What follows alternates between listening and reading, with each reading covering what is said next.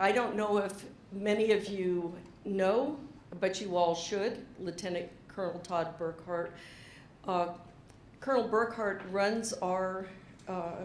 leads our Army ROTC on campus, which has been an award-winning part of our campus. His presence here today and involvement in this initiative is important because much of rural Indiana consists of communities that are part of the military family in one way or another, where service in the military has been a part of their family's traditions and history. So I appreciate your service on all the levels that you have served, but particularly here with us today. Thank you, Todd. I'm delighted to have a chance to talk about this. I'm feeling a little constrained because I've been instructed to stay at the microphone by a lieutenant colonel. So I guess I'll do that as much as I can, but I really want to talk to you about why I thought this initiative was important for our university and for our state and really for our nation. When I first began thinking about this, I will admit it didn't come from a place of deep engagement with rural Indiana. We were part of a strategic planning process for Southwest Central Indiana that the Lilly Endowment had funded. The Lilly Endowment asked a number of organizations to get together and think about the assets of this region, and they are many. You know, we have a beautiful place in this part of the state. It is a gorgeous landscape. We have people with deep roots in communities in this part of the state. We have the third largest naval base in the United States, which is pretty extraordinary for a landlocked state. You know, most people are kind of surprised when they find that out. That employs a lot of people. I want to say around 7,000 people. We have Indiana University, an extraordinary research university. And if you think about where our university sits in the great landscape of higher education in the United States, there are about 5,000 institutions of higher education in the US. That's a lot, you know, of all varieties. There are 62 members of the Association of American Universities. You know, that's a tiny number, and we are one of them. And what makes for a membership in the Association of American Universities? Well, we are extremely high research on this campus. So Lilly was right to think about us as a major asset, and they would have been right even if that were not true, because we're also the largest employer in the region by a long shot. And we're also the largest employer as a whole in the state of Indiana. So we have a big role to play on every level in thinking about the health and well-being of our state and our neighbors. So when I first started thinking about this, I was not really a part of that strategic planning process. Government relations was.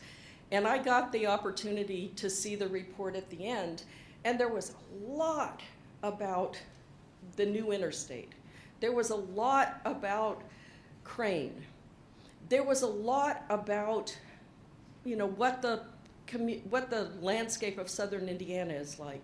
And there was about a paragraph about Indiana University saying that Indiana University ought to do something. So the upside of all of that was I had a chance to go around and talk to our neighbors and try to figure out how do they think about Indiana University and what can we actually, you know, what would be useful and helpful, and work from the perspective both of our neighbors and our university. So it was a little bit like going on a political campaign, except I didn't want to be elected to anything. I was in a lot of small communities talking to a lot of people facilitated by the community foundations in each of these communities, listening to people talk about their lives and their aspirations, their hopes and their dreams for their communities. And often when we think about rural America, especially after the last election, the narrative about rural America is pretty broken, right? You know, communities are in terrible shape, they're hopeless, they're full of drug addiction, there are no jobs, et cetera, et cetera, et cetera, et cetera. And all of those things have some truth to them. You know, they're not all wrong, but they're also not the whole story. They're not all right either. Our communities in southern Indiana have deep roots. They have strong sense of place. They live in beautiful places where many people don't find themselves. You know, they are concerned about hopes for the future, especially for their children, who they see leaving their communities and not having opportunities to come back. They're concerned about access to health care. They're concerned about where their elderly neighbors or relatives live when they get older. They're concerned about how they can make their communities feel vibrant and alive.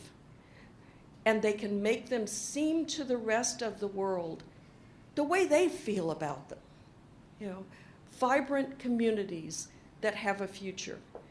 And they're concerned about climate change, they're concerned about inclusivity, they're concerned about how people can be attracted to them. There's another narrative about rural America that is as true as the narrative that was very high in the public discourse in the last election. And so I started thinking about the ways in which we interact with our neighbors, and more to the point, how they interact with us. What I learned in these conversations going around the southern part of the state is that our neighbors, our fellow citizens in Indiana, love this university. They think of Indiana University as a wonderful thing.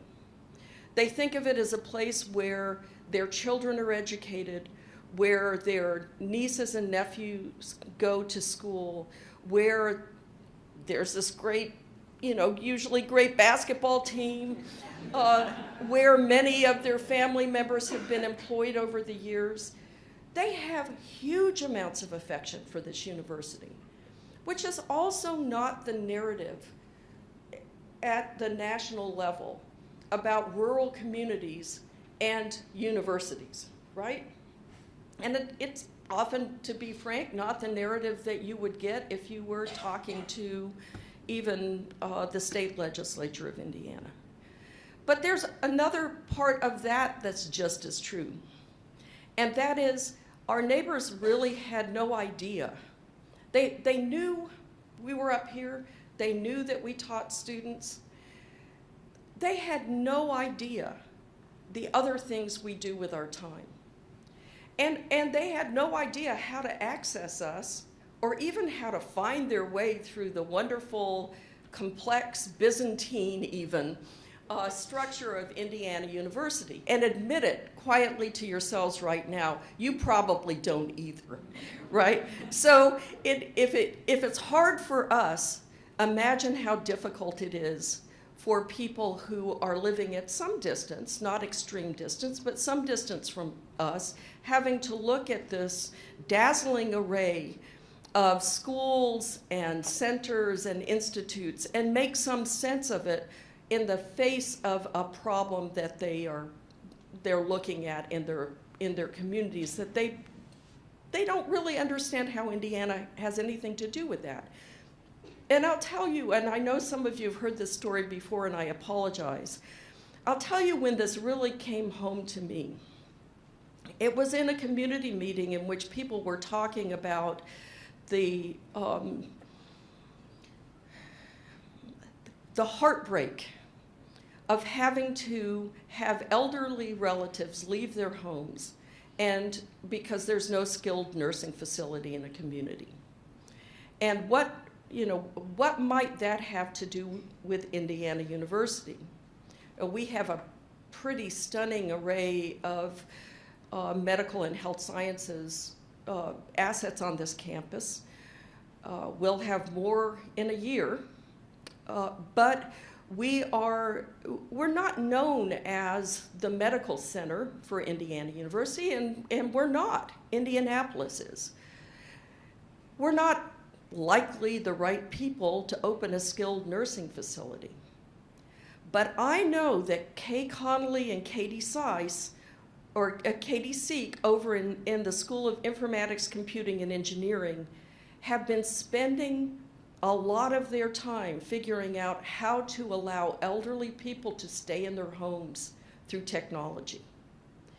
And a light bulb went on over my head where I thought to myself, if I were faced with this problem in this community, this need, this hope, this dream, and I was looking at Indiana University, how would I ever find Kay and Katie? How would I ever find them? Right? Or know to look for them there. I had a similar experience with the mayor, I want to say, of Huntingburg. Why was he on campus? Well, he had a need for his community. He had worked really hard to make sure that his community had a place to put on arts events. And that mattered a lot to his community because arts, humanities, that's part of what makes a community feel alive and vibrant. And so he had this wonderful parks project that he'd done. And then he started thinking, how do you begin to program something like this? How do you think about that? What kind of resources do we need to do that? Maybe I could get an intern from Indiana University. How would I do that? And he started paging through our website. As you know, Indiana University's website has over 500,000 pages. That's a long page, right? So he ended up eventually with Ed Commentali, which was the right place to end up. Wonderful professor of English who heads the Arts and Humanities Council, but not on purpose, because where he was headed was an assistant director of career services in SPIA. Now that would have been a virtuous connection to make, right? He would have gotten somewhere with that, but it wouldn't have been everything that we could bring to the table for that wonderful community. So this was the set of interactions I had that really allowed me to see what the need was. And that's what took me to the Lilly Endowment and took me and a group of wonderful people here on campus to what might we do that is within the mission of Indiana University for the good well-being of the rural communities that surround us here at this wonderful place. But it's not all altruism, because if you think about the ways in which higher education is portrayed in that, again, national discourse, I may be caricaturing a little bit, there's a real question right now about the value of institutions like ours. Citizens, I don't want to say people are wondering, but people are saying that sounds like the executive branch of our country, but there is a sense that people our fellow citizens don't really understand the value of what we do. They don't really understand the value of our research. They often think about our classroom teaching as something very far removed from their lives, and maybe in the worst case scenario, something that will even turn their children ultimately against them. There's a lot of misunderstanding of our mission, and for a public university, that's a huge deal. You know, it's a huge deal if our state and our nation doesn't understand why it's important to support us. Okay, so this is a relationship that goes both ways for me. You know, our mission is to partner with rural communities in Indiana. That's our mission, starting with the most immediate ones around our university. Our vision is to help higher education to learn for ourselves and then help higher education do this well. There is a model of partnering with rural communities. That model is the extension services that came out of the land-grant universities, the Morrill Act. But recall when that act was passed, right after the Civil War, you know, by President Lincoln. It's a different world, and rural communities have different needs. And while agriculture continues to be an important need, it is not the only need. So I really think of this initiative as trying to conceptualize a Morrill Act for the 21st century, a way of public universities or private universities, but it's in our DNA in many ways, to engage with our communities in a way that both shows our communities that we care about our common citizenship and about their futures, and demonstrates the value of what we do. So our vision is really to serve as a 21st century model for connecting the distinctive resources of a place like this one. You know, one of the very few places like this in the world, actually, to the state's rural citizens and communities, and to do it within our mission. To do it within our mission. And our mission is teaching and research and service. So this is an act of collective imagination that I need all of you to engage in. I'm so delighted that you're here today. It makes such a big difference that you're, some of you I see around the room are people who have been deeply engaged in this for a while. Some of you I know are here because you're just kind of thinking, what could this possibly be about? Is it something that's right for me to be involved in? Can I make it make sense in the context of the work I do? This is what we do: applied research, community engaged teaching, and student engagement. One of the assets we bring to the table for our communities, remember, is that we have over 40,000 young, idealistic, energetic, engaged people who should be engaged in communities as opposed to maybe some other things. I want to take advantage of all of that idealism and energy for the good of our state. We started out with the Lilly Endowment trying to think in big buckets and focus areas we could maybe take on chunk by chunk. And of course, our area that we're thinking about is the state of Indiana's rural communities, and starting with the most immediate ones in the uplands. That's the new name of this area, the uplands area. Okay. We've started with the top 3 healthy Hoosier communities, which focuses on access to health care, health-related research, connecting with the Grand Challenge on Addictions, connecting with the Grand Challenge on Precision Health, connecting with the over 600 faculty members we have on this campus who are engaged in the health sciences in one of the many spaces that we have on campus that's devoted to thinking and research and teaching about health. Resilient Hoosier communities that's really thinking about issues of sustainability, issues of climate change, issues that have to do, we all know what those look like.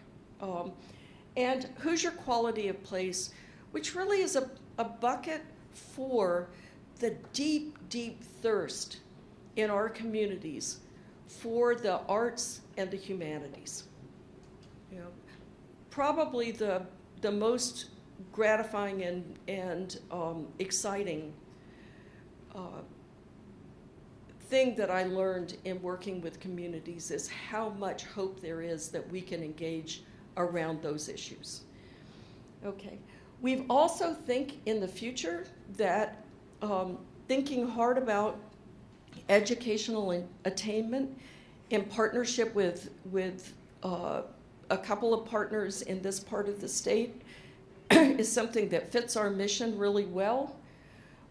Thinking about issues that have to do with the economic development of these regions, where we have wonderful resources here that are already devoted to this mission, like the Indiana Business Research Institute, and thinking about the deep needs of every community for good leadership.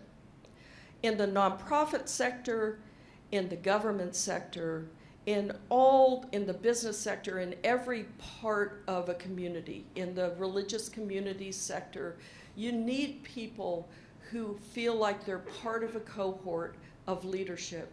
You need to be able to help or think about what kind of leadership does a community have to even take advantage of what we might be able to offer. So, let's see.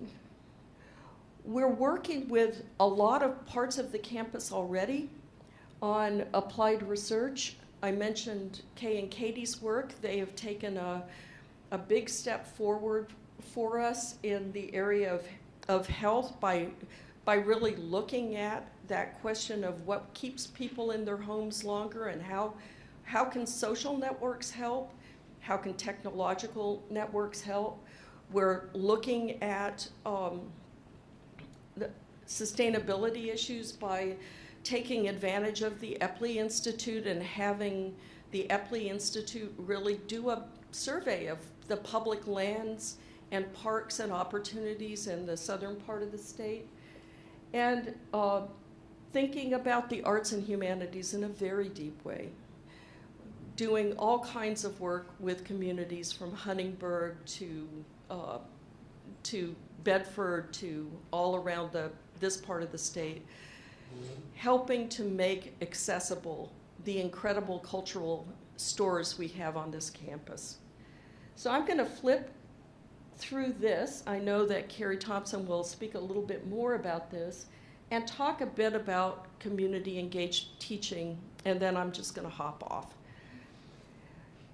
One of the wonderful things that happened as we were thinking through, a group of people were thinking through how we take advantage of the teaching part of our mission and all of the students we have here, was the creation of something called Sustaining Hoosier Communities, which is really a large but focused engaged teaching initiative. This ends up following a national model that a lot of universities are involved in across the country, but most of them execute that model in an urban setting. We're one of the very few and the largest partnership that involves rural communities. We started out in Bedford and Lawrence County. with 20 classes and 14 projects, 550 students. The communities work with the wonderful Jane Rogan and sustaining Hoosier communities through the center to define the kinds of things that they would like to be able to accomplish during a year's intensive engagement. And we send our faculty and students to the communities to figure out how to make their dreams, how to support their dreams. So in Bedford, a SPIA class did a Complete Streets initiative designed to make all the streets in Bedford accessible to anybody, not just people who are fully able. Worked on the Little Theater, worked on diversity, helping the Bedford set up and inform the Bedford Diversity Council with best practices. And at the end of this year, we had the mayor, Shauna Gerges, as one of our biggest advocates. This year, Sustaining Hoosier Communities is in Orange County, a beautiful community. Everyone's been there, right? Yes, go. 21 classes, 17 projects, 14 faculty, and 350 students just this fall. So we're on track to double what we did in Lawrence County. And it was just announced that next year we'll be working with Greene County. These are intensive long-term relationships. They're relationships that I think of as involving our trust armies of students. And they lead to not only the results that you just saw, all of this wonderful work for the communities, but also the possibility that students will consider staying here and thinking about making their lives in these communities. So Lauren Travis, who you see here, came from Washington State, but she's now working here for a nonprofit, one of our partners, after spending a good deal of time in Bedford because she saw the possibilities of working with nonprofits and local governments here. And I've got a bunch of these examples. Michael Etter is somebody who was planning to go to Florida. He's an Indiana boy, but he was going to move to Florida, and he's decided to stay. We just have quite a few. So the way in which, the final thing I want to just mention is student engagement. Recognizing the asset we have in our students, we set up something called IUCRE that Cassie Winslow Edmondson, right there in the back, has been working on all year to make it easier for people outside of our outside of our university to actually connect to our wonderful students and to figure out a way to get them to campus or off the campus, out the gates, and into their communities to help with the many things they can do. Everything from IT issues to nursing issues to social work to to business. Everything that we do on this campus, our students can do in community with these rural communities, if our communities can only find them. So Cassie is making that possible, and I think has a kickoff event in a couple of days, right? So at the end of the day, all I want to say here is there are many ways to be involved with the Center for Rural Engagement, to connect it to your teaching and research. We need your input and ideas on how a university like ours can make a difference in this way. I certainly don't know what the right model is for a university like ours to use to engage with communities, but I know the stunning talent of our faculty and staff and students. And so I trust you all to figure that out in partnership with the center. Thank you for being here today.